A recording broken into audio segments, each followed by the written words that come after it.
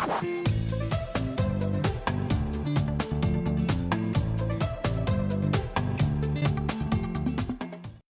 learned that I know nothing at all. So the way I wanted to study Mrs. C was doing the logic games first, study the logic games first, then the logical reasoning, well, the analytical reasoning first, then the logical reasoning, then the reading comprehension.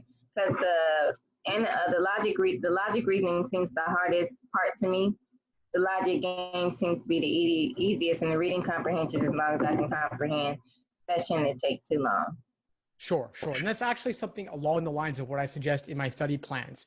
Games, reasoning, reading comp, going from easy to hard within each question type to build your foundation first. Mm-hmm. But anyway, what would be most useful for you today? How could I help? I guess I need to start I want to know because I'm not taking the test till June. June 2020 is when I'm going to take the test. So I guess I have about 5 months, and I want to be consistent with my studying. So what I was going to do was take a test every Monday at the same hour between 4 p.m. and 8 p.m., take a test to see where I'm standing, but just work on one section. So I'm just going to work on the logic games until I get that for like 30 days. And once I get that, I move to the next section, but I'm going to take a test every Monday just to get a feel for the test and not to be nervous anymore as I keep taking it. The practice test online.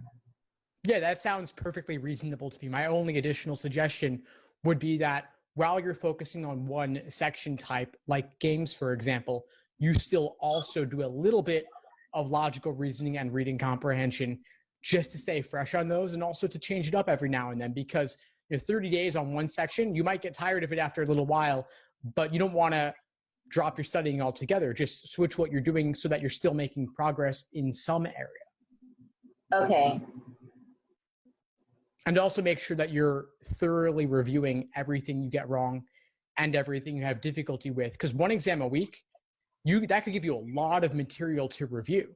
I mean, you're saying 30 days focused on games, but also 4 exams, assuming 4 weeks in a month. Those 4 exams could give you each maybe 50 questions to review, depending on how you score. I mean, if you're scoring low, then you've got more questions to work on. Okay, so you're saying each question I get wrong, well, basically all 100 questions, review each one, why I got it wrong, and then they have these videos, watch the videos on how to get it right. Yeah, but not just watch the videos. I mean, when I say review, I mean you personally review your own thought process. Explanation videos can be useful, but you also don't want to use them as a crutch. You've got to figure out for yourself why exactly you got it wrong and where your misunderstanding stemmed from, so that you won't make the same mistake the next time around. So when you're watching an explanation, you're just seeing someone else's quote unquote perfect way of going about it.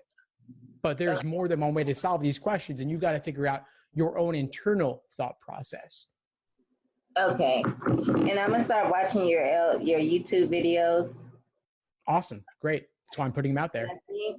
Okay. And they go into detail. I just go research that. And that's free?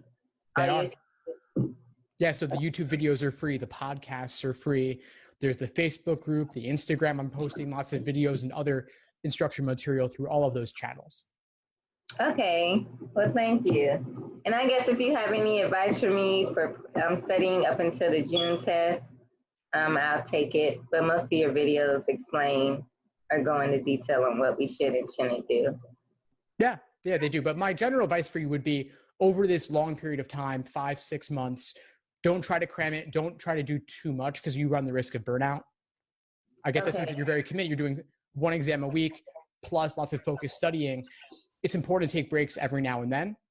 And also, don't be too discouraged by early diagnostics that are low, because they're simply telling you what you already know, which is that you haven't thoroughly mastered this exam yet, but trust that it will come in time, especially if you are relentless in reviewing everything you have trouble with, because this exam repeats itself. It's really a test of pattern recognition.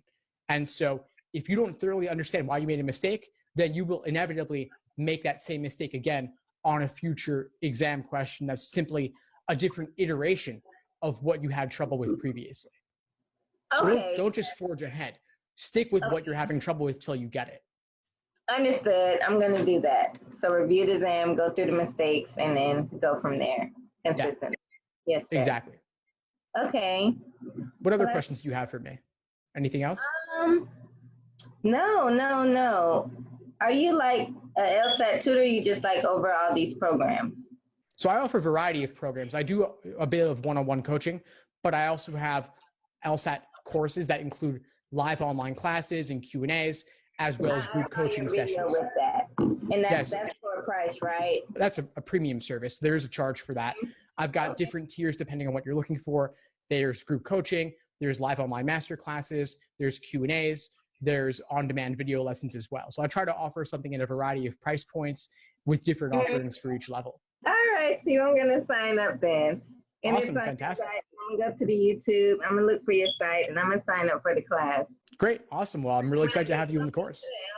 I would like to get some private tutoring and pay for that as well, probably 3 months prior, to make sure that I understand everything correctly. Great. Yeah, well, when you're ready for that, reach out and we can discuss that too. Thank you. Of course. Awesome. What would you say is the biggest insight you got from our call today? The biggest insight was to go through the test when every answer I get wrong, to thoroughly look through the wrong answers and figure out why I got it wrong, not based off of what the person, the explanation, what they give me, but to know within myself, how did I get it wrong? And the key thing that stood out that you said is patterns, that there are patterns. And if I don't understand the pattern, it's going to be the same result of getting it wrong on the next test because I don't understand it for myself.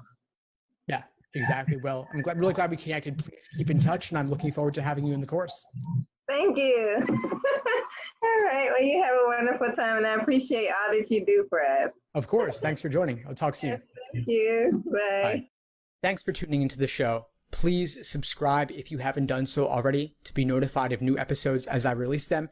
And feel free to reach out if you need anything at all as you move forward with your prep.